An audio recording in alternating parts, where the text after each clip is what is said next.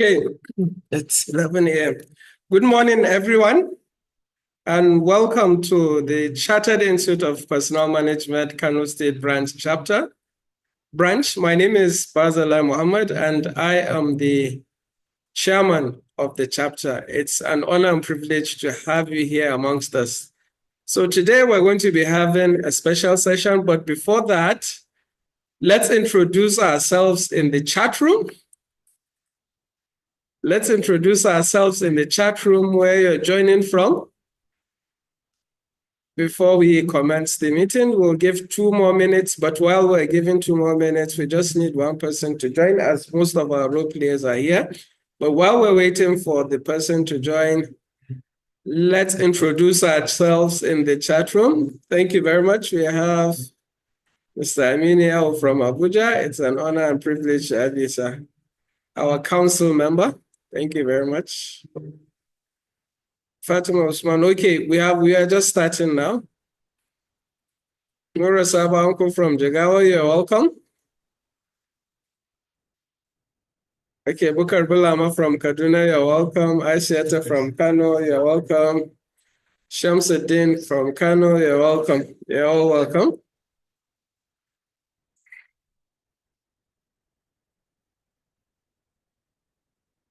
Okay, so today we're going to be having a session and a meeting, but we'll start with the knowledge sharing session.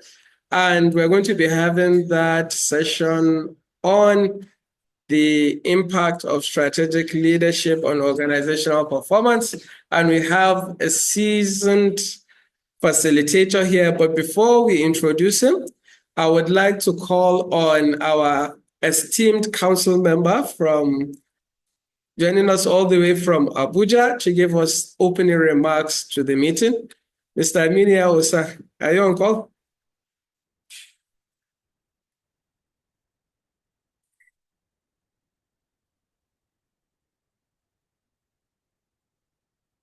ECM Aminia Osa.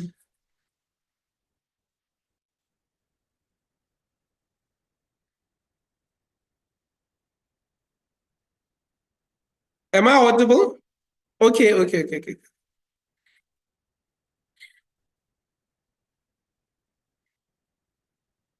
Okay, try to unmute yourself now. Sorry about that. I had to. It's okay. It's Yeah, okay. sorry about that. You have the floor. It's okay. Yes. Mr. Chairman, as the chairman Kano State Branch of the Chartered Institute of Personnel Management of Nigeria, let me start by observing the protocol as it should be since we are just starting.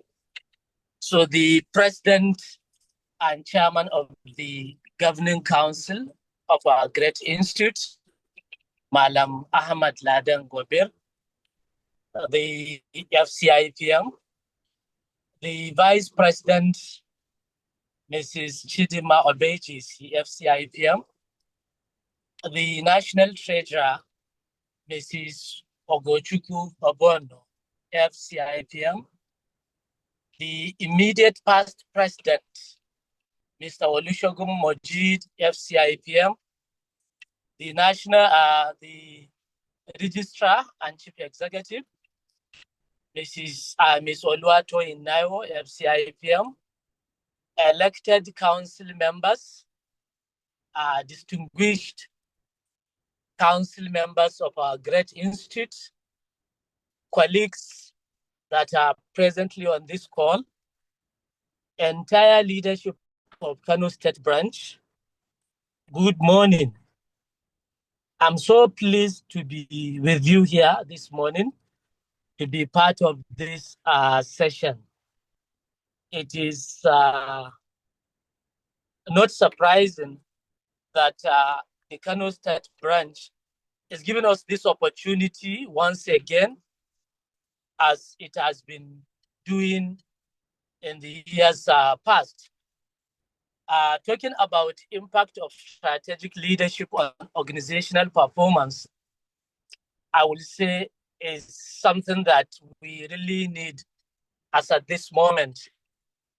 And I'm glad that we have someone who is knowledgeable in this aspect, in the person of Commander Ahmad Ibrahim, to speak to us on this important topic. So I want to appreciate you for accepting to share with us from your wealth of experience. I want to enjoin my colleagues on this call to get our pen and paper, jot down the key points that is going to be dashing in the course of this presentation. I assure you that your time is going to be well spent with us here this morning. And as in the Institute, we are proud to deliver value. I want to say that this session, once again, is going to give you value for your time. So on behalf of the President and Chairman of the Governing Council, I welcome all of you to this session. And I want to say a big thank you to the Kano State Branch and congratulations for this session. I look forward to a very enlightening discussion, and I'm wishing all of us a pleasant and relaxing weekend. Thank you so much, and over to you, Mr. Chairman. Thank you very much, our esteemed council member, and thank you very much for establishing the protocols. It escaped me completely. I don't know, maybe I'm excited for this session. That's why I'm diving in. So thank you very much for establishing the protocol for us, and thank you very much for the opening remarks. At this juncture, I would like to call on Mr. Paul Idoko from Kano branch. Are you on call, sir?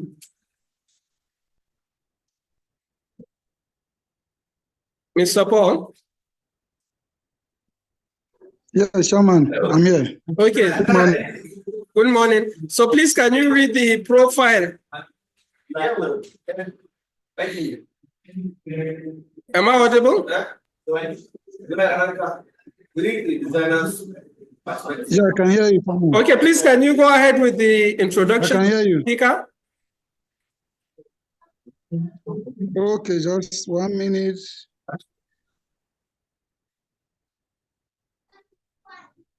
One minute, I'm coming. Let me look at it.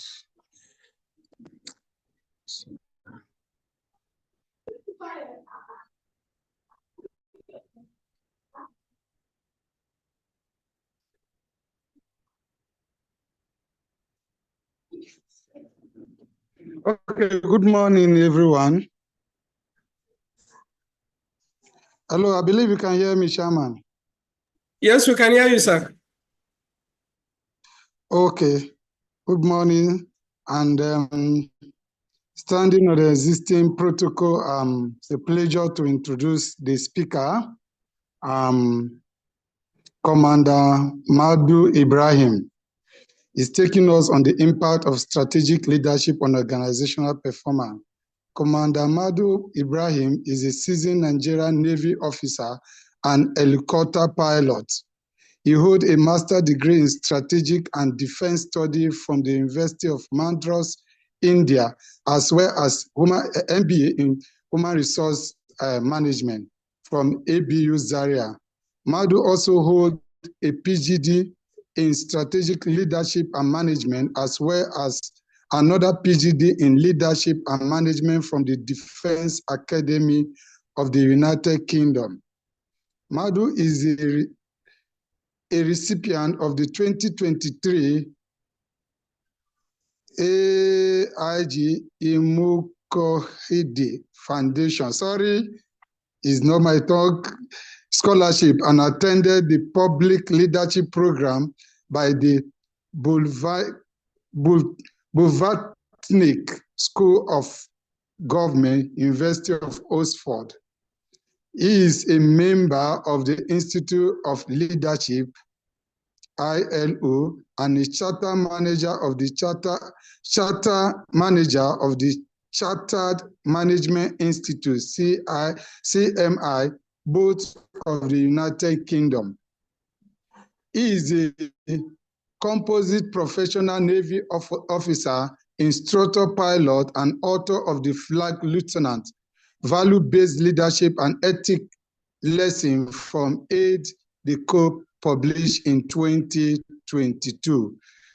So it's a pleasure to introduce Commander Madu Ibrahim to take us on this training today. So with a hand of applause, please let's welcome our presenter for today, Commander Madu Ibrahim.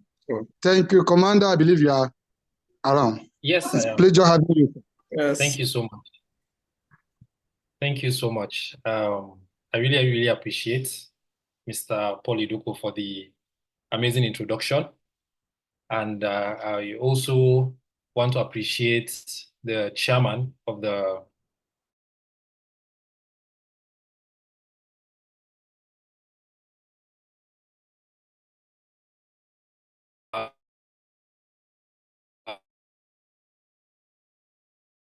already established protocol. And I must also not forget to let everyone know how excited I am to be here this morning.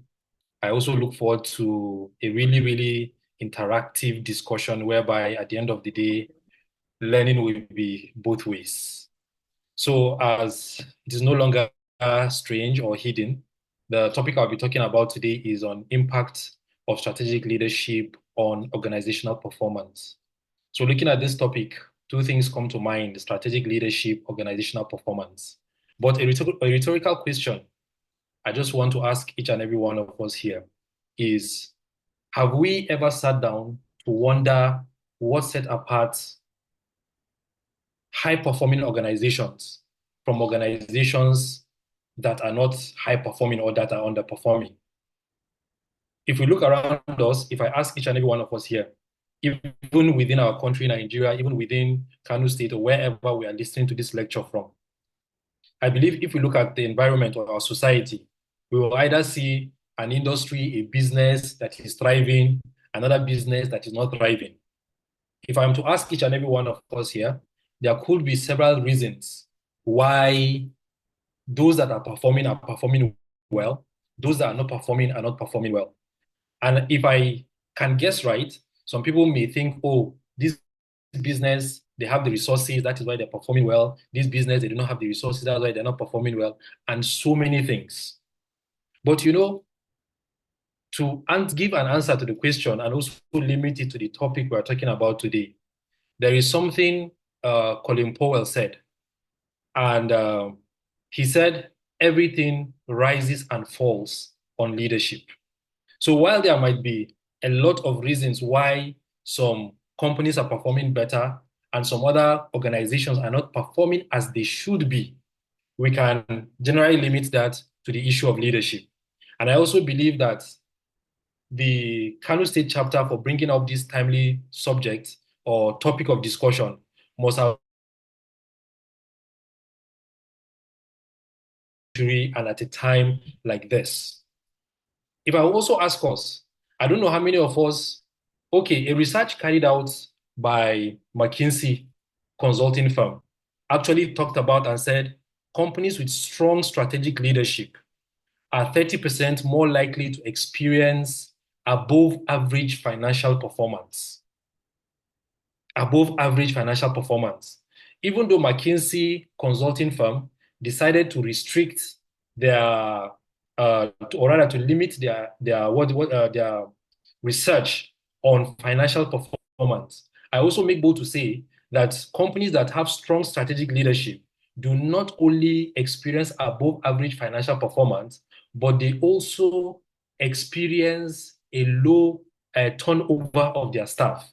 When you see their staff, they are more happier. When you see their staff, they are more purpose-driven. When you go get into the environment, the atmosphere, and everything is totally different from a company or an organization that does not have strong strategic leadership. And looking at it also globally, at a lot of organizations, like I mentioned earlier, if I'm to ask us, I'm sure each and every one of us, as I'm speaking, one name of a business or an organization might have come into our minds to tell us, oh, this one is doing well, this one is not doing well. If we look at, for example, in Nigeria, over time, we have had series of events whereby some banks will have had to collapse, some banks were being acquired, while some banks are growing stronger by the day and they are performing wonderfully well, returning interest year in, year out, and raking up a lot of things and making their shareholders very, very happy. But now I want us to look at Microsoft.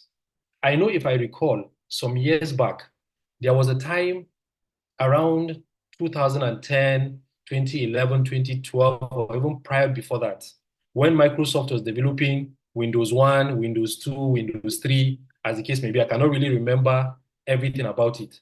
But one thing I realized at that particular point in time was that Microsoft's Windows or operating system had a particular problem.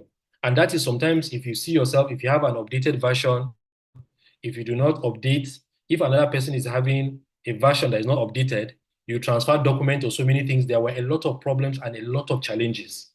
Now, Microsoft company today, if you look at it in the 21st century, in 2025, I do not know if we can imagine working in our office space, in our environment, in our businesses without the use of Microsoft. I know if I should ask each and every one of us here, either on our laptops, on our phones, we're either using Excel, we're using Microsoft PowerPoint, we're using whatsoever it is. There are so many things that now we can actually not do without Microsoft. So Microsoft as a company was established in 1975. And the good thing about that particular year in 1975 is that it was also the same year that Kodak invented or perfected the world's first digital camera as we know it today. So it means even though Kodak company had been in existence since in 1888, but then they were into film production, they were into a little bit of camera here and there. But in 1975, they produced the first ever digital camera, which today we have seen how it has evolved, how it has developed, it has even gone into our camera phones and so many things. So, but what I also want us to look at is that when we look at, like I mentioned, around 2010 to 2014, that is when Microsoft Office was heavily invested in the operating system and operating system rather, the Windows 1, Windows 2, and everything. At that particular point in time, actually, that 2010 and 2014, if you remember correctly, around 2007, 8, 9, 10 was also the same time when Google was gaining reputation, and Google was also getting attention. Not only Google, but if you also look at Facebook, 2007, 2008, 2009. So these were digital platforms that were actually coming in and they were giving competition to Microsoft. In fact, for me particularly, I remember around 2010 to 2011, it was always a problem. I remember in my office, even though I updated my own Windows or my own laptop, whenever I carry a document and I take it to the system in the office because it has not been updated, you see a lot of problems, everything is scattered, and so many things. Around that same period, while Microsoft was focused on their operating system, they were focused on their Windows-centric approach to doing business. Actually, Google, Facebook, Apple were already gaining relevance, especially in the mobile and the cloud computing sector. Google was coming with Google Drive. Facebook was coming with networking. Apple was coming with a lot of gadgets and equipment, and also propagating its own operating system that was giving a competition to Microsoft Office. And in that same period, around 2010 to 2014, excuse me, Microsoft also had the problem of leadership and vision issues.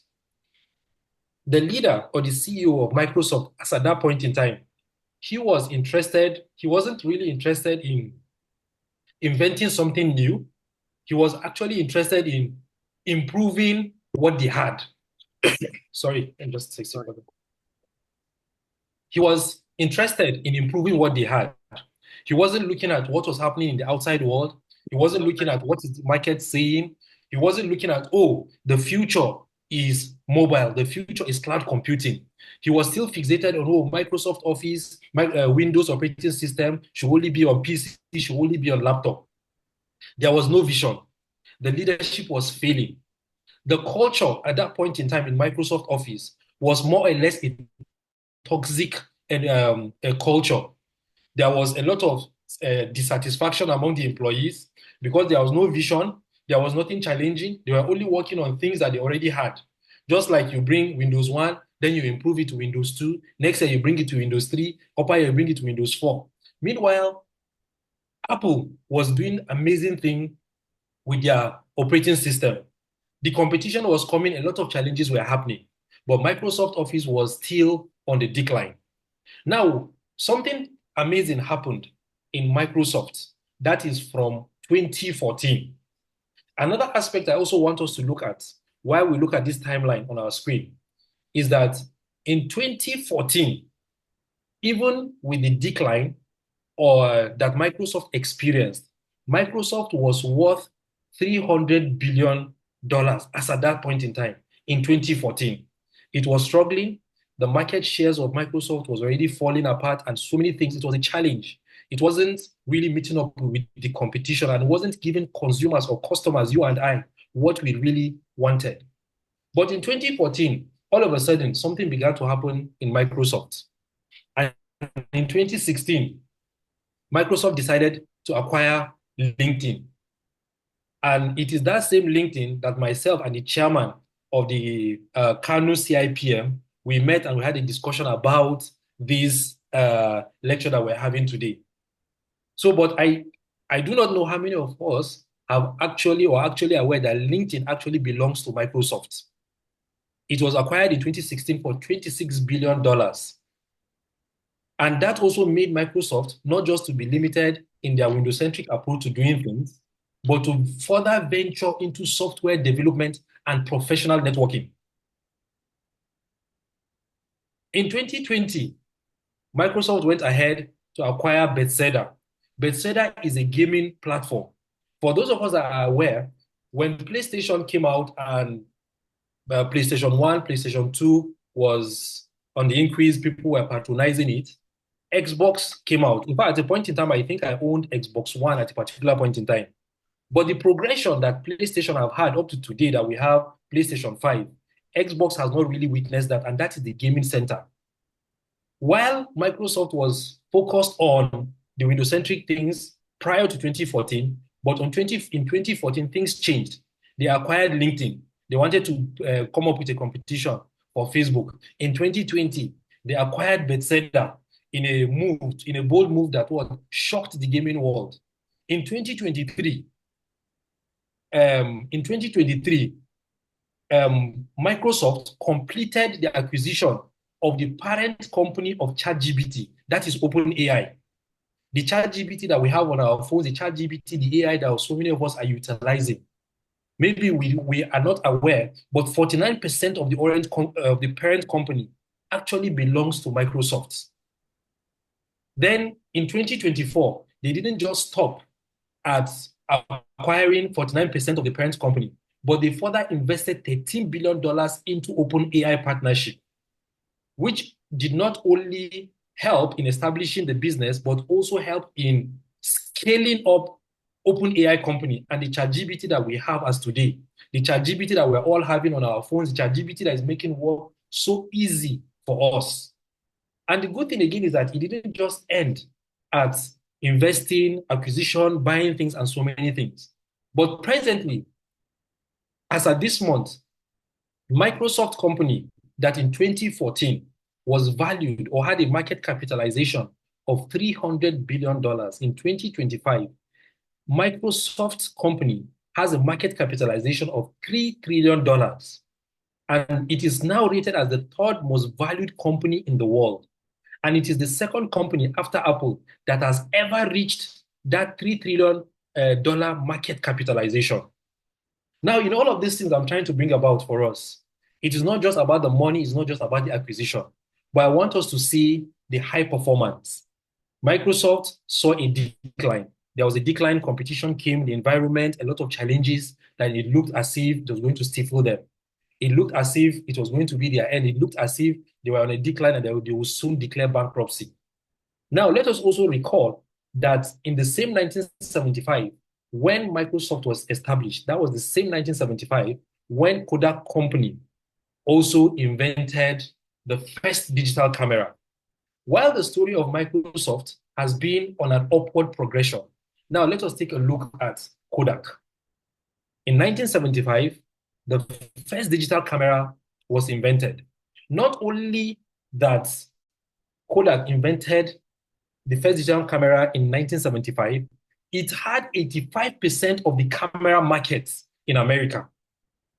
That means whatever other company that existed out there, because Sony company and some companies actually picked up producing digital cameras like 5 years later after Kodak.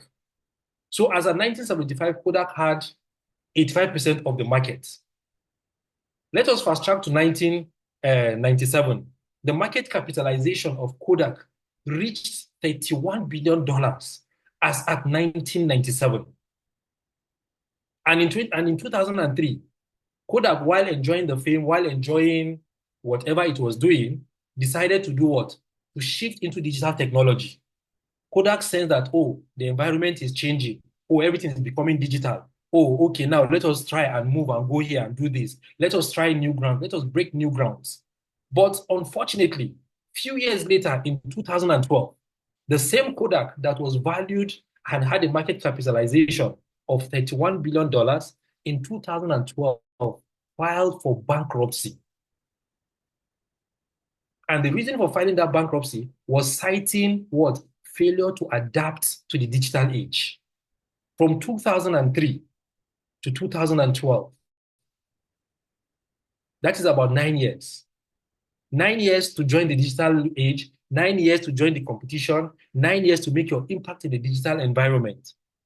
A company that once had 85% of the market value, a company that once invented the first digital camera, in 2012, it was no longer part of the competition. The company was already having problems, it has already filed for bankruptcy. Then in 2013, Kodak emerged from bankruptcy. And right now, Kodak is trying to innovate into various imaging and printing technologies, and Kodak is nowhere near the digital competition.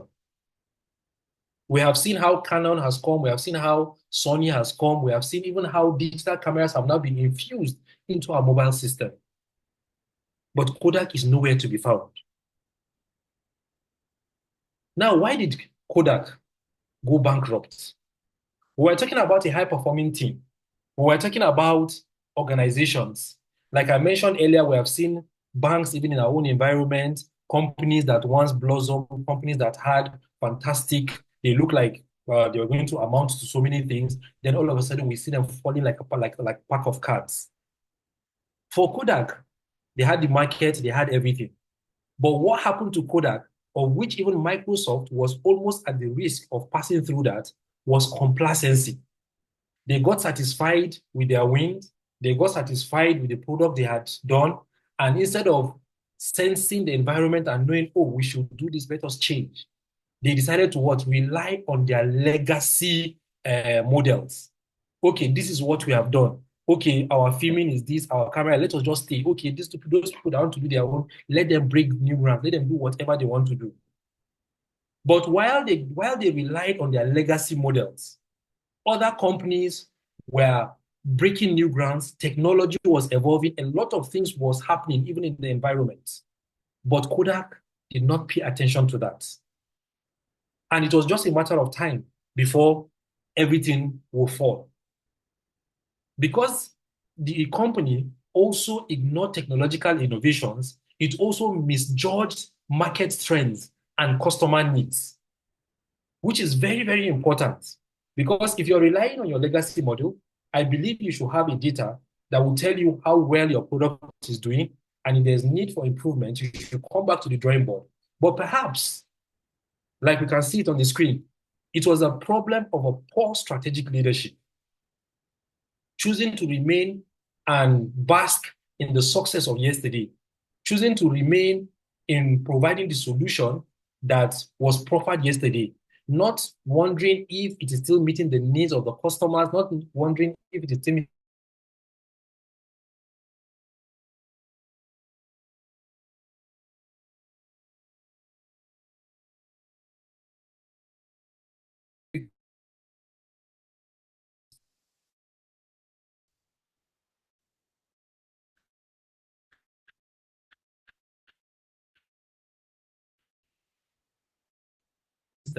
the Windows-centric approach to doing things was, oh, let us improve it. Let us come out with Windows 1. Let us come out with Windows 2. Let us come out with Windows 3. And if some of us here can also recall, about that same period when Windows was using the Windows 1, 2, 3, and whatever number it was given, you will also agree with me and remember that if you want to subscribe anything or you want to buy any of the Windows, they will give you a keychain that when you come to log, when you're installing your Windows or your Microsoft Office, you need to come up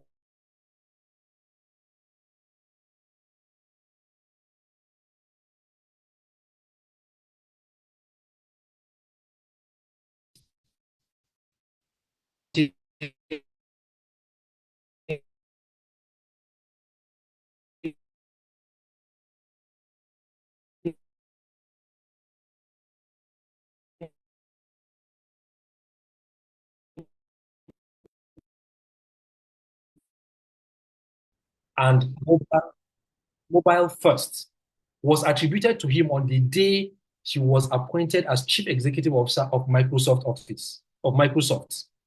He had already seen the environment, he had already seen the trend, he had already seen what was happening, he had already seen the mistake that Microsoft was making. And when he came, he said it. The world is about cloud first and mobile first. He saw it that yes, okay, Apple was coming with the cloud, Google was coming with the Google Drive, Facebook was coming with the networking and so many things. So he knew that, okay, the way we used to do these things can no longer be the same again, because not just because it is bad for us to continue, but because things are evolving. Other companies are providing things that the consumers and the customers are looking forward to. And when a company is complacent, when an organization is complacent, it only means that you feel you are sufficient in yourself. It only means that you think you know it all. It only means that you think you do not need any other person, you are right on track. So prior to 2014, Microsoft company was a know-it-all, just like how Kodak was. They felt they had it covered, they felt they had it figured out, they felt, oh, we know what you want, don't talk to us, we don't need anything. But Mr. Satya, being appointed as the Chief Executive Officer in 2014, starting his leadership, and up till today, what he has done, successfully done, was to change Microsoft company from a know-it-all to a learn-it-all. The world out there, the environment, the society is complex. It is unpredictable. It is volatile. It is ambiguous. The information you had yesterday, when you go to bed and you wake up, you are having a new information. The problems you slept with yesterday, when you wake up today, you get to the office, you see a new problem, entirely different problem coming up. So when you think you know it all, then you will not be able to provide the solution of the problem of today. If yesterday's solution works for the problem of yesterday, then it may not be able to work for the problem of today. It means there must be a growth mindset. It means an organization that will have high performance, a strategic leadership that will have impact on an organization must encourage, must emulate, must show a growth mindset. It means the leadership, the staff, whosoever, must continuously embrace growth, developing themselves day in, day out. And when I talk about developing themselves, I make bold to say many of our organizations in Nigeria, many of us in Nigeria, when we are working with companies, we actually sit down and wait for the company to sponsor our training, for us to go for one training or the other. If they don't sponsor us to go for the training, then we sit down and we think, oh, they didn't train me for this, they didn't train me for this. But you see the way the world is moving very, very fast. Growth mindset is not just limited to the training you receive in the office. It is also the training that you give to yourself that will make you more efficient, that will make you more professional, that will make you more effective in whatever role you are playing. So even the strategic leader cannot claim to know it all, because things are changing, things are evolving. He must have a growth mindset. Policies are evolving, a lot of things are happening. So a company that must be high performing must have a growth mindset. And that is what we saw on the timeline that I showed us earlier on. From 2014, imagine a company that was worth $300 billion in 2014, but taking the right step, knowing that, oh, Facebook is coming with networking. Oh, if you cannot buy Facebook, okay, what company can rival it? LinkedIn is there. Let us get LinkedIn. Okay, we have tried with Xbox. Xbox gaming is not working. What can we do? Let us go to Bethesda. Oh, we have done this. AI is coming. As at 2021 or 2021, when Microsoft was acquiring these things, yes, nobody knew that ChatGPT was going to blow to the way it is now. Even up to the Chinese bringing up their own version of DeepSeek. And we're seeing a lot of AI platforms coming up now. But they saw it, they saw the future, they understand the needs, they sensed what people were looking for. So all this entails growth. If we do not have this growth, there's no how a team or an organization can be high performing. Then the next thing is empathy and collaboration. While it is good for us in our organizations to have all the elements, it is good for us to have all the interconnectedness. We have the system, we have people, the structure, people occupying all these places. But one thing that is lacking, I make bold to say this, in a lot of organizations, it is that issue of empathy. It is that issue of emotional intelligence.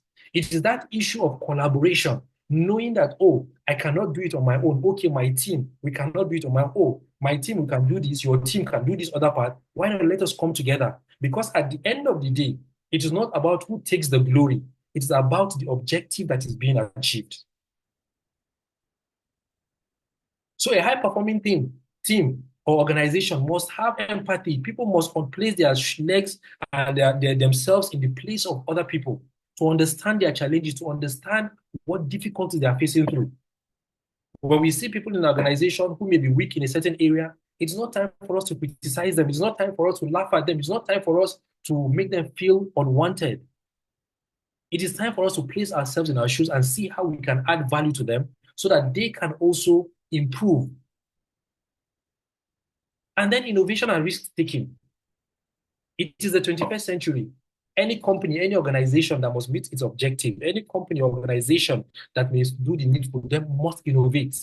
Because we are seeing a lot of innovation. Technological advancement is moving faster than the speed of light. And while we're making these innovations, then there must be risk. Risk taking is a must.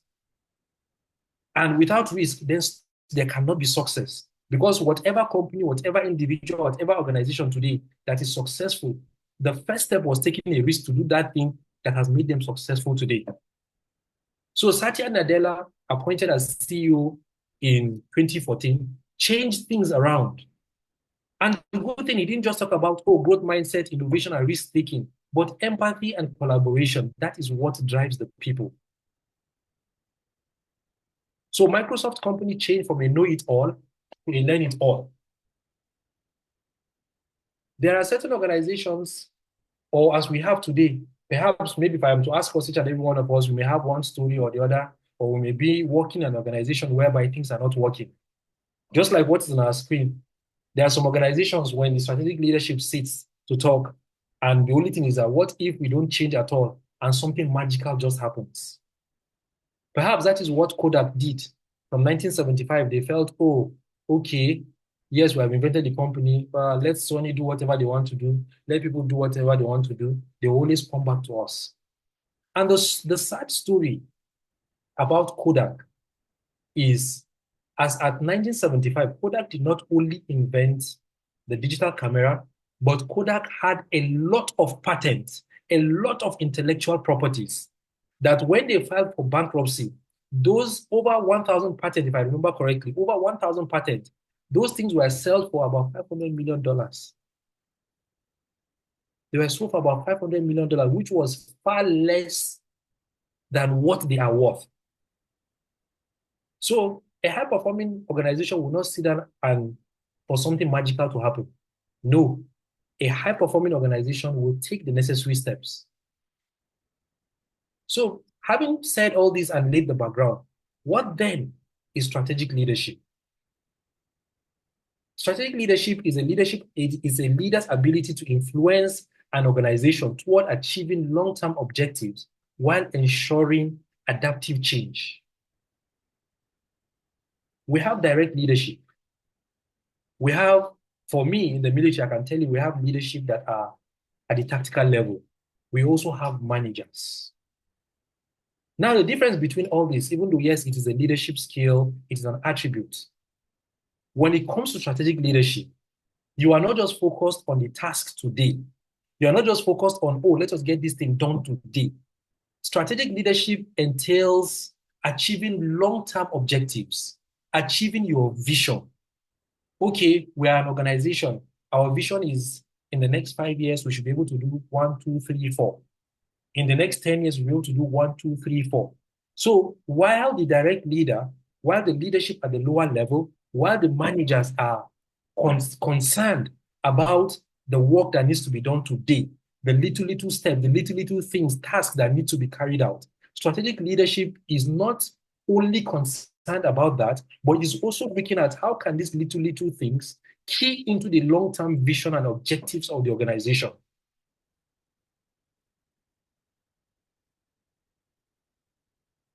And remember that while achieving these long-term objectives, we are also ensuring adaptive change. Adaptability, flexibility is key in the 21st century. That we used to do it before or that it had worked for us before does not mean it will work for us today. Does not mean it will work today. Because the environment is changing, needs are changing. People are complex, the environment is complex. And it is also the ability to direct others to achieve a long-term vision while maintaining short-term goals. The short-term goals are good. They are excellent. We're making small wins. We're making small progress. But it shouldn't stop at that. It shouldn't be an end in itself. Whatever we're doing should be able to key into our strategic leadership so that in 5 years' time, in 10 years' time, in 2 years' time, when we look back, we'll now realize that even though strategically we have gotten to where we want to go to, but we wouldn't have gotten there without those little short-term goals and things that we achieved. So that is basically what strategic leadership is all about.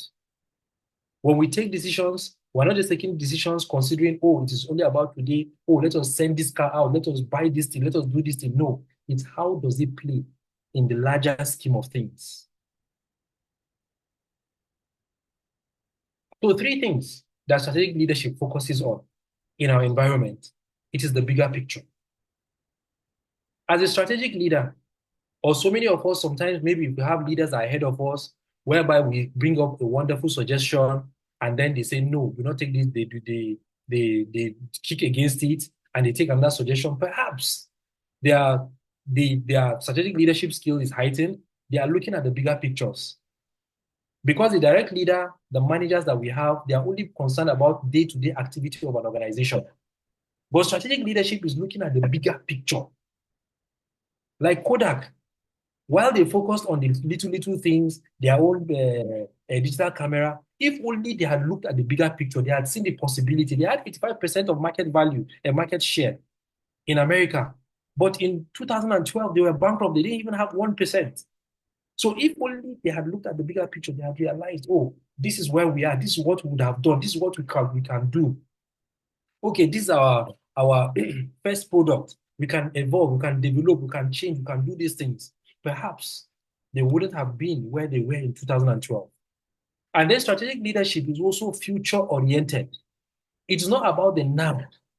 It is not about the here. Strategic leadership is looking at the future. You're having an organization today. It may be a small organization. It may be a company. I remember some years back, I think some last year or 2 years, and I came across the story of Guarantee Trust Bank. And reading the story of Guarantee Trust Bank, I realized Guarantee Trust Bank was established in 1988, if I remember correctly. 1988, fast forward to 30-something years later, Guarantee Trust Bank is one of the formidable banks, if I may use that word, in Nigeria today. And I also asked myself, and I said, this is 2025.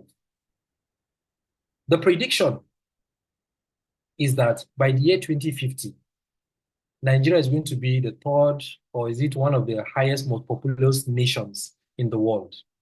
So if Guarantee Trust Bank under 30 years can grow from a small company or a small bank to what it is today, it also means that if today I start a company or I start something, then 30 years time to come, which is about 2050, when the population is going to be there, that means anything small that I've started now by 2050, God willing, God leaving us alive, it means it can amount to something. So strategic leadership is not thinking about now. It's not making the profit. It's not making, oh, I've gotten the money. I've gotten, no, no, no, no, no. It is about getting the money, putting it here. I mean, Microsoft company took $26 billion to acquire LinkedIn, invested about $13 billion into ChatGPT AI because they saw that the AI is the future. It may look big for now, but in the future, when they begin to reap whatever they've sown, it's not going to amount, it look like the sacrifice they made was actually worth it. So strategic leadership is not only about now. It's not about, oh, I'm in the public office, I'm in the government office for me to do it now. No. What are you doing to help the government? What are you doing to help your organization?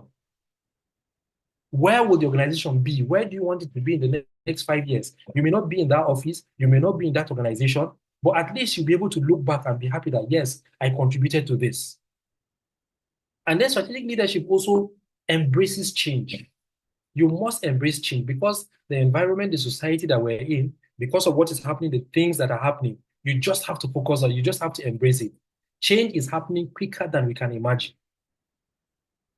Then, as we have looked at what strategic leadership is, what they focus on, the most important thing, or if I want to make it more clearer, strategic leadership actually focus on these things. This is what we call the PESTLE analysis. The P stands for political, the E stands for economical, S stands for social, technological, legal, and then environments. So when we're coming up with policies, when we're coming up with products, like we have seen even in America today, with the new president that has come in, we have seen how he's coming up with tariffs and he's changing the dynamics, changing a lot of things. And we have seen how how other countries are coming to either plead or beg or reach a deal or an agreement or whatsoever it is. So in our organization, strategic leadership, why you have a future, why you have a vision, it cannot exist in isolation. It must be looked at. What are the political implications? That is what a leader will look at. What are the political implications? What are the policies that the government is bringing out? If I bring out this product, is this policy going to help it or is it going to bring it down the more? You're also looking at the economy. What they call it, the interest rates? Yeah, I want to go to bank, I want to get loan, I want to do this. How does it help? How will it help you? Okay, as you're making a decision about this product, you must have looked at all these things. You're looking at your social environment, the changes in trends. You're having the young generation, people are coming up, they're having TikTok, they're having one other things. Okay, you used to have a shop, you used to sell things, you used to advertise your product or your office on newspaper. How many people read hard copy of newspapers today? The world has gone digital. Why not go into marketing companies, do PR companies online and so many things? Then technology. Yes, before we must sit down and have a meeting. If somebody is not around, the person has traveled, you cannot hold the meeting until the person comes back. But when you're looking at technology, the man can be anywhere he's. I mean, we're having this Zoom meeting right now. Everybody is listening from wherever he's listening from. Then what is the legal implication? Whatever we're coming up with, does it have legal implication? How does it affect us? The other one is what? The environment. What we are coming up with, we have heard stories of Congo and so many countries whereby batteries, lead, plastic, we're looking at people that are talking about preservation of the environment. So when we have an organization whereby we're producing plastic, something that affects our environment, how does it help us to shape our decisions? So these are things that strategic leadership is concerned about. These are things that a strategic leader must be able to safely navigate around these things. This is also the same thing: political, economic, social, technological, legal, and environment. A strategic leader must navigate through these things. He's not just concerned about today. He's not just concerned about the short-term wins. He or she is not concerned about, oh, what we have done, today, let's just go home. No, he's looking at these implications because you don't want to have a product that you have done and then tomorrow you're having legal case. Somebody is saying that, oh, you did this, you did this, you did this. Like presently in America, because I'm a pilot, you see a lot of crashes, airline crashes in America recently.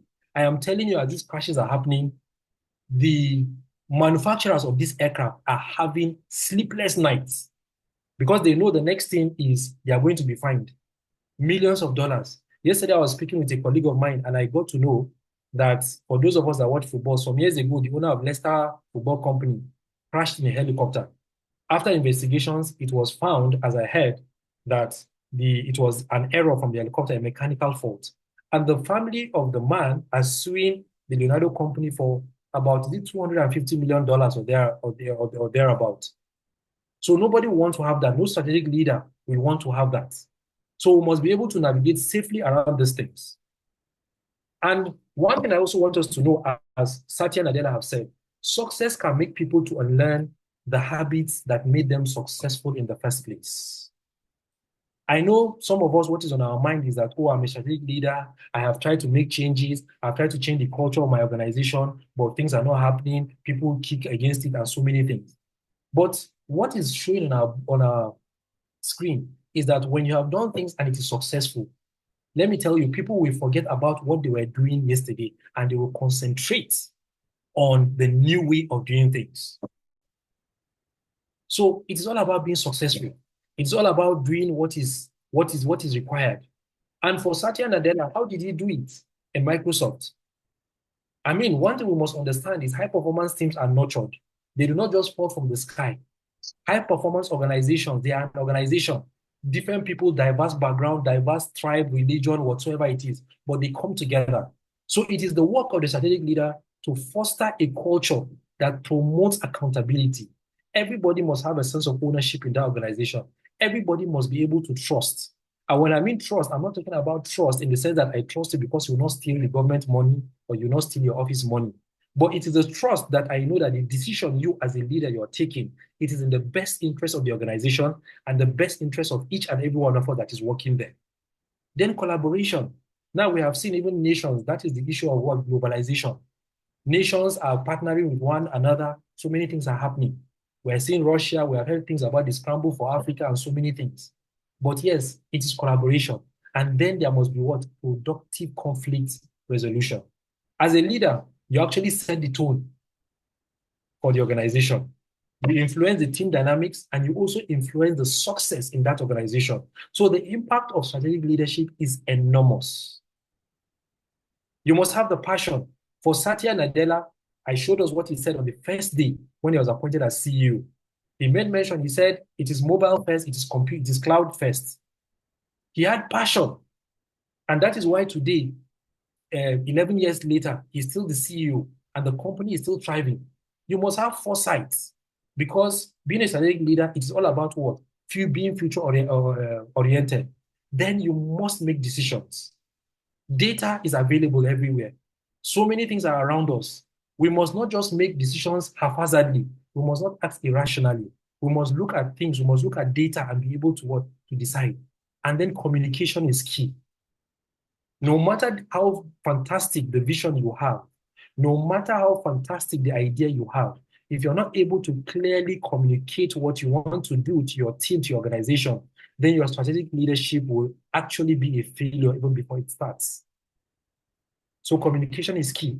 These are some of the things that Satya Nadella took leverage upon that has made Microsoft what it is today, and him not just being the CEO, and I think in 2021 he was also made the chairman of something, and he seems to be soaring higher and higher.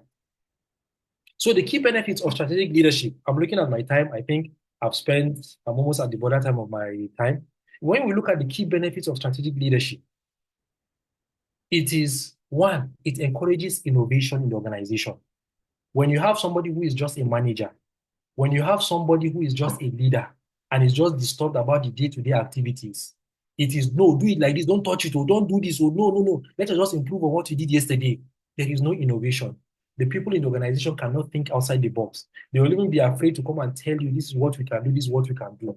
But strategic leadership, because of the foresight, because of how you've made the environment conducive, it encourages innovation. No, and because there is trust in the organization, people will not be afraid to speak up. People will not be afraid to bring up their ideas.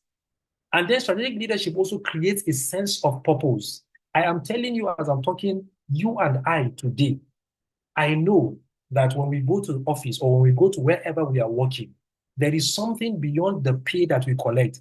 There is something deep down we are looking for. That is job satisfaction. That is a sense of purpose. For me, when I go to the office and I'm able to achieve something on a particular day, when I go back home, I feel very, very satisfied. I feel very, very happy. And whenever I see things being achieved, not necessarily because I'm benefiting from it, it helps me to what? To remain motivated and to remain engaged. But when I go to the office from morning till night, I'm not doing anything. Tomorrow, I'm not doing anything. It is just one file that comes to my front. I'm not doing anything. Then I will no longer be motivated. I have to go and look for motivation elsewhere. I do not have a sense of purpose. And then strategic leaderships, it is what? Data driven and informed decisions are taken. I want us to underline the issue of informed. It is not educated decisions. Educated decisions is what your book will tell you. 1 + 1 is equal to 2. But informed decision is that you have looked at the ground. You have looked at what is happening. Even today that we are here in Nigeria, I can tell you what is applied to, the solution that is applied to in Lagos may not necessarily fit into the same problem that is trying to be solved in Kano. Why? Because the demography is different. The people are different. The culture is different. So many things are different. So strategic leadership is data driven. You look at the data. Oh, people do this. What was it? What is the data? What is the response? Okay, in Lagos, they did this. In Sokoto, they did this. In Kaduna, it's not a must that it must work. So it must be what? Data driven and informed decisions are taken. And then another benefit of strategic leadership is that what? Increased productivity. Because when you look at Microsoft from a $3 billion company to a $3 trillion company, if that is not productivity, then I don't know what it is again. If it is not improved profitability, then I do not know what it is again. I read on the CEO of Microsoft, Satya Nadella, and I realized last year only his salary, I think he earned about $73 million. That is even after receiving a pay cut. That is even after receiving a pay cut. Because what? The company is doing what? There is a lot of profit. The company is what? Being productive. So him being the CEO, encouraging and doing so many things, giving him that amount of money, is not just about the organization, but I believe as he's collecting much money, the engineers and so many people in Microsoft are also smiling home with their paychecks. They are also happy because they have a sense of purpose. They are happy because they feel valued. They are happy because they trust the organization where they are. And then lastly, it is what? Greater adaptability. The 21st century, you must adapt. You must be flexible. Things will happen on the go. Things will happen on the go. Sometimes you bring a solution to a problem. You have not even applied that solution. Then they will tell you that the problem has changed. But then you must do what? Go back to the drawing board and come up with a solution that will solve that problem. So strategic leadership, the impact is enormous. The impact is really, really, really enormous. But you see, one more thing I want us to say, even as I round up, is that all this strategic leadership and direct leadership we're talking about, it is not something that is abstract. It is not something that it is out there. As I'm speaking to each and every one of us here, we are all leaders in our own rights. And strategic leadership, to also simplify it, it is the same thing even in our homes. When you give birth to your child and you're taking your child to the school to go for his primary school or whatever education you want him to study, you are taking that child to school because you are considering that, oh, how can that school help him when he's going to secondary school, when he's going to university? In your home, you are being a strategic leader. When you're picking the choice of where to go and live, you're not just going to go and build a house because, oh, the place is cheap. You're looking at the society. Is it safe? What is the security situation? What is the distance from the market? How far is it for me from my home? How far is this and everything? So that is you being a strategic leader even in your home. That is you being a strategic leader. And when you do that, even with your spouse, and you see that and you communicate effectively, when you're not taking decisions on your own, you will see the response from your spouse. Even the children, they will be happy that they're going to school because they understand why they are going to school or whatever it is they want them to do. Even if it is a trade, they are learning a trade. They will understand we're learning this trade because of this. We may not understand it now, but this is the foresight, this is the picture. So what I'm talking about strategic leadership, all that we have said and we have heard today, it is not something that it is for another person. It actually starts with us. Because the truth about the matter is that you cannot give what you do not have. Even if today you are given a CEO position, even if today you are given whatever position, if you do not learn, do not have the attribute of a strategic leader, then there's going to be a problem. For Microsoft, when they were facing the decline, even for Kodak, there were CEOs, there were people at the helm of affairs. It's not like they were not there. There were people there. But things went bad because they did not embrace strategic leadership. So the impact of strategic leadership, it is something that it is a must, it is a requirement, it is a need. So when you see a high performance team or an organization that is high performing and one that is not high performing, beyond the money, beyond the morale, beyond everything, look at the leader. How is the leader? How has he set the tone or the culture of the environment? How is the atmosphere in that particular place? Empathy is a must, because I tell you something, this is something I tell my people.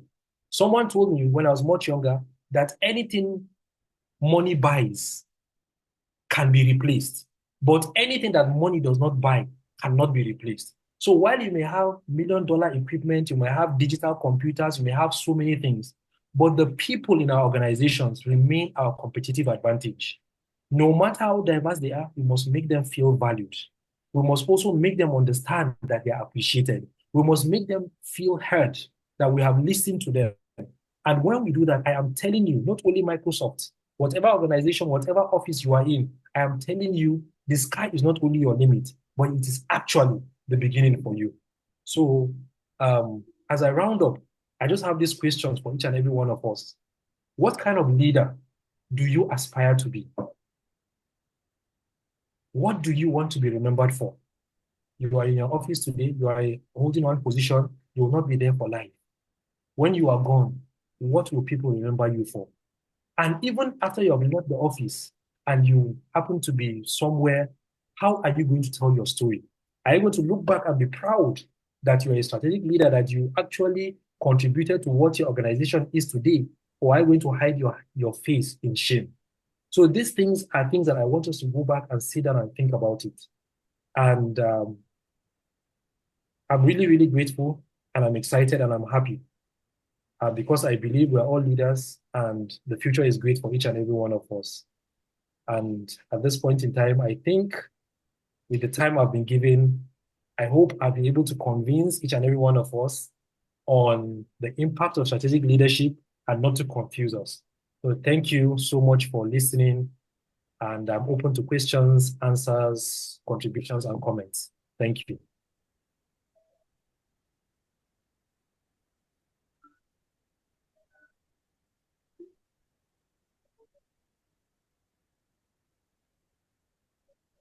Good afternoon, everyone. Good afternoon. Afternoon. Sorry, Basalam Mohammed had an important, something very important came up and he stepped out a little bit. So I'll be stepping in for him for a while. Thank you so much, Commander Madu Ibrahim, for such an amazing and impactful presentation. If there's anything I've learned from your presentation, is that we are all leaders in our various capacities. And the kind of decisions we take goes a long way in shaping our minds and contributing to our end results. And that is why both organizations that are performing well and those that are not performing are all attributed to the kind of leadership style. Looking at the comparison you made with Microsoft and Kodak. Microsoft presently has its market capitalization standing at $3 trillion US, which is a result of good leadership. While on the other part for Kodak, from 1975, being a company that first invented a camera with 85% of the market share value, going to bankruptcy in 2012. All these were as a result of different leadership decisions and styles. Thank you so much, Commander Madu, once again, for such an amazing presentation. And I'm sure after such an impactful presentation, we will have one or two people that will need more clarification, questions, or contribution regarding your presentation. So please, the floor is open for questions.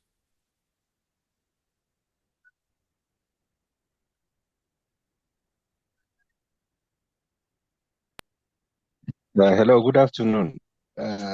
Please, I want the speaker to kindly shed more light in respect of the differences between an executive leadership and that strategic leadership.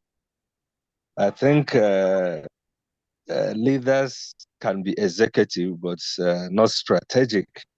But the kind of leadership he's talking about now is basically the strategic ones. And I want to believe that leadership at the helm of affairs of an organizations are those called the executive leaders. And if they don't have the strategic thinking, I don't think they could be called leaders again. So to differentiate between what an executive leader is and a strategic leader. Okay, sir. Thank you so much for your question. And I think from your explanation, you have also highlighted, maybe should I say, the response. So one thing I want us to understand is that at the executive level, it's actually a position. Once you're at the level, it is position. But when we talk about strategic leadership, for me, in this lecture, I chose to look at it as an attribute. So you see, one of the problems we have in the 21st century is, okay, so let me paint this picture. In an organization, imagine an organization that has most of its staff or everybody thinking strategically. When you make everyone think strategically in your team, you at the executive level, things even become very easier for you because it means they're going to take ownership. It means your driver that you're sending out there to go and do things, he's aware that if he hits somebody with your company car, his name is whatever it is, he knows whatever it is. People may want to take advantage and so many things. So yes, you can have people that are in executive position. I mean, we saw in Microsoft before 2014, we even saw in Kodak. They had leaders. It's not that they didn't have, but they were not strategic in their thinking. And one thing that we keep doing, I listened to Simon Sinek some days ago, and he said something. He said, why also as a leader, you see yourself occupying an executive position, and then you see the people that are down below, you have to come down to teach them what to do. It is actually because we have spent more time managing people than allowing them to be leaders. So our job as leaders, our job as individuals is to raise leaders, not just followers. Our job is not just to manage, because when somebody is a leader, when somebody thinks strategically, even us in the, like I'm in the Navy, even us in the military, a man that is out there, he knows what he's supposed to do. Because if he does something that is out of the way, the next thing is media is carrying it and everything. So he must understand the political implication, the economic implication, the technological implication. You cannot have someone whom you send him for business and then he's supposed to pay money, and because he tells you that he needs to come back with the receipt or teller that he cannot do online banking. And meanwhile, maybe you're waiting for product and that thing is holding everything down. So yes, it is possible for us to have executive people holding executive positions. But if you look at the levels of leadership, I tell you something, let me digress a little bit. John Maxwell said something. At the lowest level of leadership is the positional leadership. If as a leader, all you have is the position, which in the world today, most leaders are stuck in that place, then you are, if I may use this word, rather unfortunate. Most of the leaders we see today, if you're going to look at it, most people that have impacted us from generations to generations. If you're talking about Mahatma Gandhi in India, if you're talking about people like Nelson Mandela in South Africa, if you're talking about even in Nigeria, Tafawa Balewa, Awolowo, Nnamdi Azikiwe, even before they had that position, they had that followership because they thought strategically, they did a lot of things. So at that point in time, it is not just because it wasn't that they had the position and then had the followership. They had the followership before they had that position. So yes, we can have executives that are not strategically located or have that attribute, which will lead to a situation like Kodak, or you have an environment that a company or an organization that is toxic, an organization that they are always having one conflict or the other, recycling in one place. But when you have an organization with a strategic leader at the top, he may have the position, he may not have the position, but he thinks strategically. Then we have seen what is happening to Microsoft. The evidence is right there before us. If I ask us, we'll have a lot of companies that even within us, how will I say, we can give example. So I don't know if I'll be able to answer your question, but yet it is possible. Executive is position. You are the executive level is position. Strategic leadership is an attribute. You can be a driver and you're thinking strategically. You can be this, and that is our work as leaders. We must nurture leaders. We must nurture our team. Because remember, as a leader, if the moment you go out of that loop, everything stops, then you have not done your job. You should build a system, an organization that is self-sustaining, so that even when you go on leave, even if you fall sick, God forbid, the organization will still run as though you were still in that particular place. But the only way you can do that is when you have raised leaders, when you have raised people that take ownership, when you have raised people that are passionate about the vision and the mission you have sold to them. Thank you. Thank you very much. I appreciate it.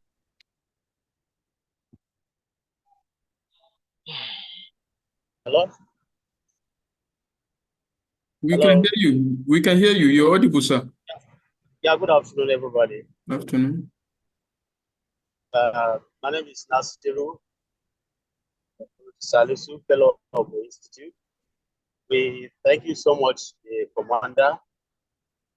Although I am on my way right now, I have not missed even a word from the time this program started. Thank you so much, Commander, for this. And I even wonder how Bazalao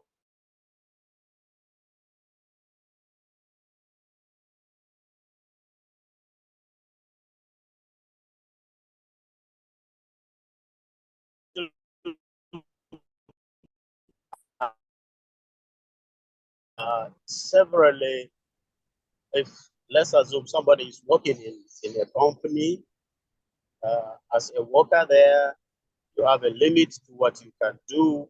The owners of the company always have it all. Now, you have a better thinking of what is likely or where can this company be in the nearest future, maybe in the next 10, 15 years, where is this company likely to be? Unfortunately, many of our company owners, they always think very myopically. Myopic in the sense that they're always after what can we get now?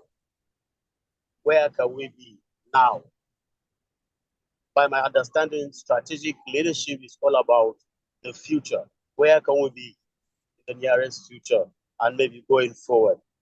Now, if you find yourself in this kind of situation where you are thinking of where the company can be in the next 10, 15, 20 years, and the owners are not even thinking in that direction,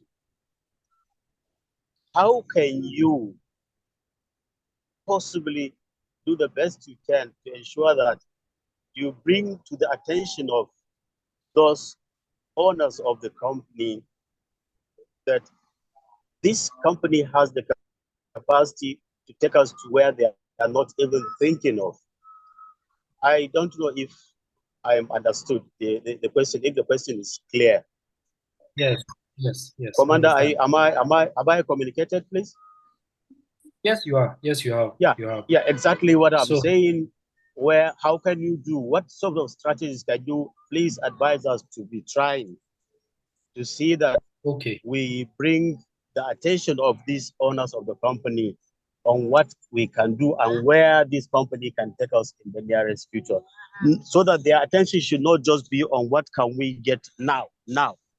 This strategy of what can we get now in the company is terrible and is killing a lot of companies that we have. Thank you, everybody. Yes. So thank you for your question. And I also want to highlight certain points in what you have said. So when we talk about, companies, it looks into the answer I will give. There is no one size fit all to to all the answers because you have to look at a lot of factors. For the owner of the company that seems not to listen to, perhaps he has his vision, perhaps he is not interested in going in the future. That is one aspect. One. Secondly, maybe in his experience, having a company, growing up, running his business, he has had some bitter experiences with people that have come with proposals that did not turn out well. So that is the issue of trust. Now, on our own side, that we have the vision and we think we know what the potential that the company has. One other thing I also want us to bring about it is, number one, the issue of what? Manner of approach. Because whenever we are going to approach the company owners, we have to be very, very careful on how we present these things to them so that it will not give a different interpretation entirely to whatever it is that we're bringing it up to them.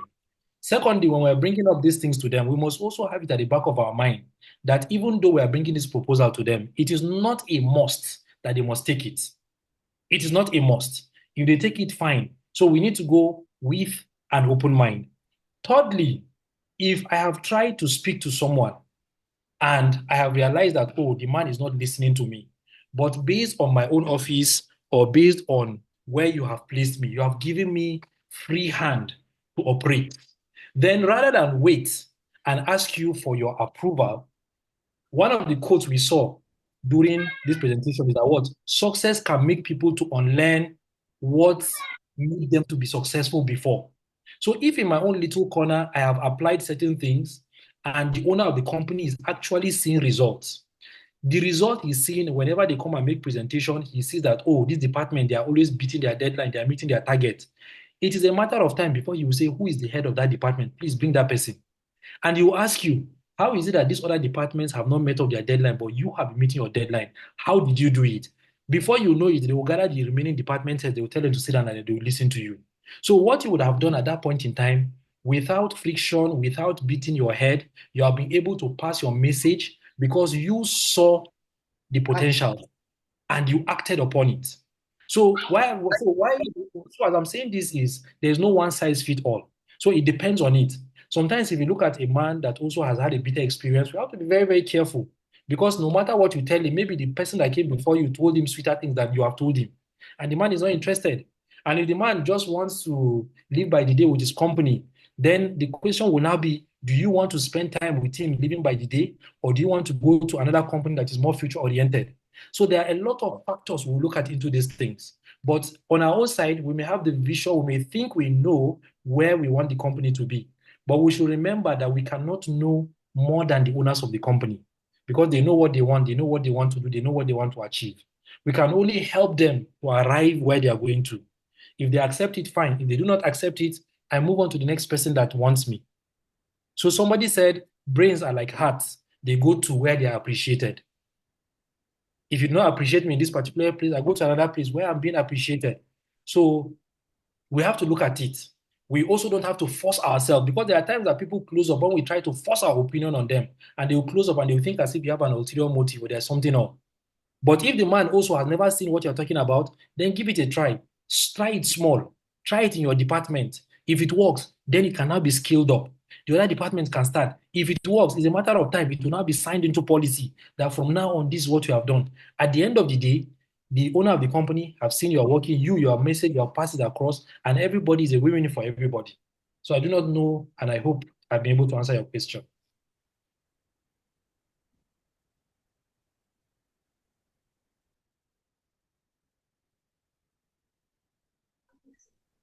Thank you, Commander. I'm happy to hear this. Thank you. You're welcome.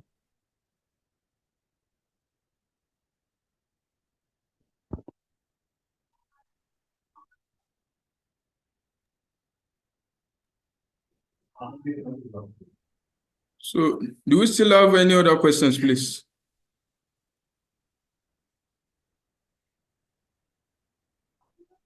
Any more questions, please?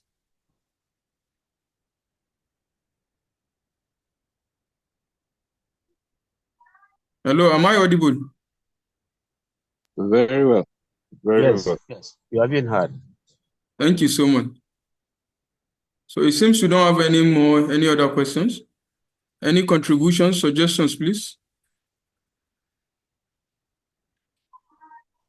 So thank you so much, Commander Ahmadu Ibrahim, for Sorry, if I'm allowed, I just talk a little about, with the commander. Okay. As we heard from him, my prayer is that the doors of the commander should be open to us, because we have series of activities that are normally lined up for the year, and of course we are just starting. So there will be a likelihood of us coming to knock more and more. Please, Commander, kindly listen to us when we come, and we hope your response will be positive. Thank you. Absolutely, absolutely.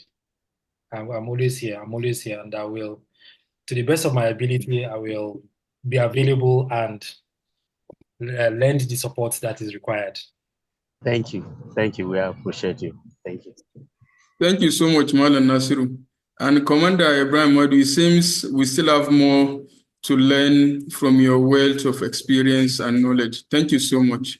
So in the absence of any other questions, please, I would like Mr. Oki Godwin to give us some words of appreciation, please. The floor is yours, sir. Thank you. Sorry, before the word of appreciation, sorry, Commander, thank you very much for sharing your knowledge with us. We are really blessed for having you today. But also, I can see all your certification. There is no CIPM there. So you can also join CIPM and become member of CIPM Commander. I've seen all your member of HR, so CIPM is also a body that would like to have you to be part of us. Thank you very much. Absolutely, I will join, sir. I will join. All right, thank you. Thank you, Mr. Idoko, for that remarks. I'm asked to permit me to stand on the existing protocol. My name is Godwin Aseriabo Oke, ACIPM. Commander, your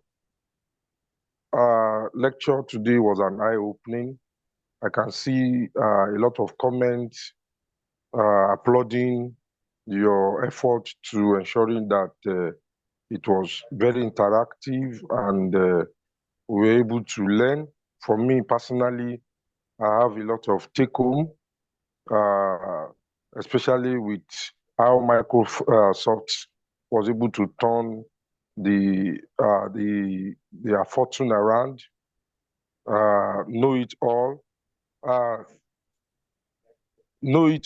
to learn it all.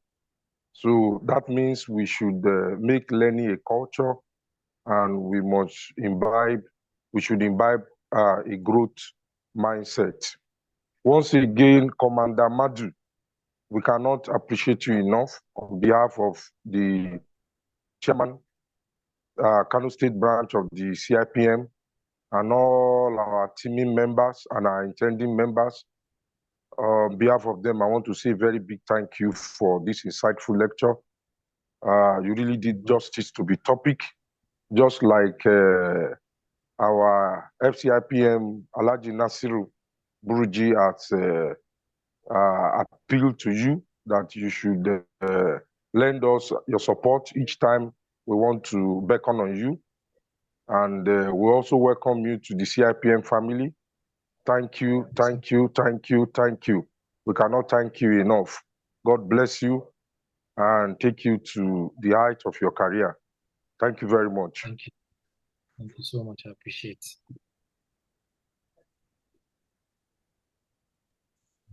Thank you so much. Mr. Moderator. Thank you so much, Mr. Godwin Oki, for such kind words of appreciation. Mr. Commander Amadu, it seems there is still more and more appeal on your doors to be open for us to continue to learn and tap from your words of experience. Thank you so much. Yeah. You said something that caught my attention and got me wondering. Anything money can buy can be replaced, but anything money cannot buy cannot be replaced. I think this is something we all need to ponder on. Thank you so much. We would like to have a closing remark by Mrs. Adiola Akani. Mrs. Adiola Akani, are you on call? Yes, I am, sir. Good afternoon. Thank you very much for having me. Good afternoon, professional colleagues. Good Please afternoon. confirm you can hear me. Yeah, Loud and thank clear, you. man. Thank you. Thank you very much. I want to sincerely appreciate Kano branch for inviting me today because I've gained a lot. You will all agree with me that who we have today as our speaker, I will call him a golden and big fish. I'm sure you will accept, you will agree with me because we have learned a lot even at his show. I must say this presentation was insightful, is commendable, laudable, and applaudable. Our knowledgeable and indefatigable speaker, Commander Madu Ibrahim. I want to say thank you very much to you. In fact, I've been made to understand again that what you don't have, you cannot give it out. You have demonstrated strategic leadership this afternoon because that presentation was coming from your heart to us, meaning you are actually a strategic leader. We want to say thank you very much, sir. I assure you we have learned a lot in the course of this presentation. One of the things I'm going with is when you think you know it all, you will not be able to provide solutions. That eats me a lot. I also learned about strategic leader. You must continuously embrace growth. You must have a growth mindset and self-development. Empathy and collaboration is key if you must be a strategic leader. Emotional intelligence is key. You also mentioned innovation and risk taking. You said no risk taking, then no success in touch. We are very grateful this afternoon, sir. And on behalf of the chairman of Kano State Branch, we want to say thank you. I join all the ESCOs and all the members of Kano Branch to say thank you to you for giving it out to us. You dashed it out. You dashed the knowledge out to us. And we want to say thank you You're very welcome. much, sir. And to You're my welcome. professional colleagues, we want to say thank you for your time. Thank you for trying to developing yourself. Thank you for making CIPM Kano branch a great place. We thank you. Please, what we have learned today, make sure we use it. Start using it right from this minute. And I promise you, you are going to be a strategic leader as we have been told. Once again, Commander Madu Ibrahim, we want to say thank you to you. We appreciate you. And I want to join our fellow in the house, Malam Nasiru Burji, when he said, I hope when next we call you, you will not say no.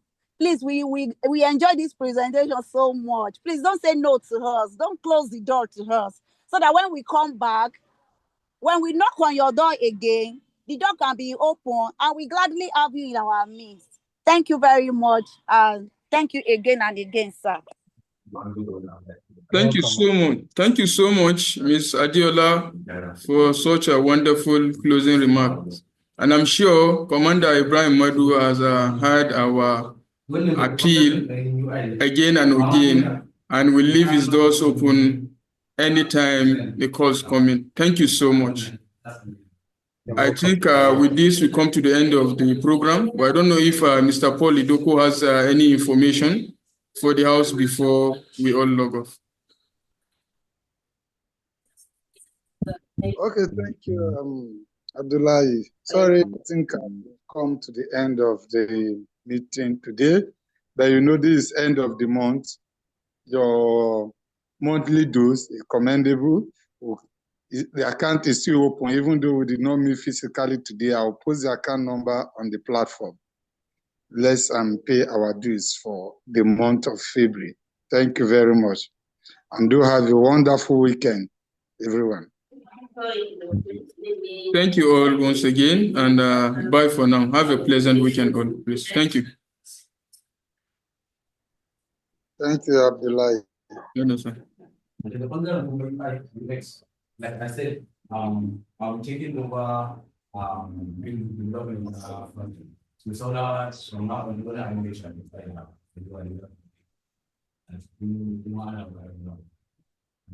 So akwai task da aka ba creators